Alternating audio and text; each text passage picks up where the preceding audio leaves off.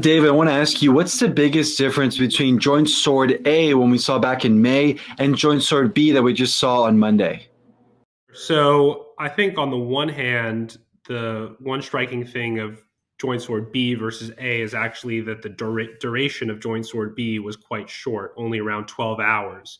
And so I think that, on the one hand, that's maybe less of a concern because you get into questions if it's a multi-day exercise about whether or not it's really a de facto blockade and whether it's going to interfere with international shipping in the Taiwan Strait and Taiwan's ability to import critical goods. What was more concerning about Joint Sword B versus A, though, was the involvement of the China Coast Guard. I mean, we all saw this photo that was tweeted out of the China Coast Guard literally encircling Taiwan.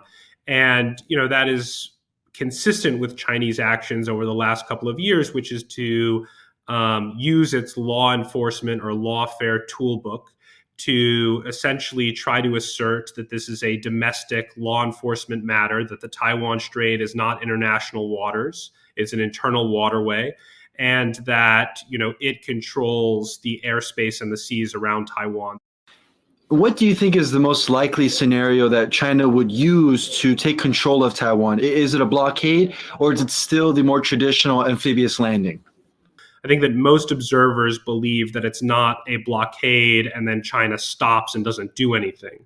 I think that many believe that it's a blockade that rolls into these other elements like, joint firepower strikes on Taiwan, softening up the island for an amphibious assault. So I don't believe that Beijing is going to implement a blockade, sit back and wait until Taiwan buckles.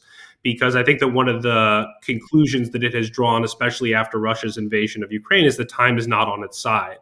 That all things being equal, it wants this to happen before the United States can potentially intervene, before the United States can put together a coalition to levy sanctions and other measures against China.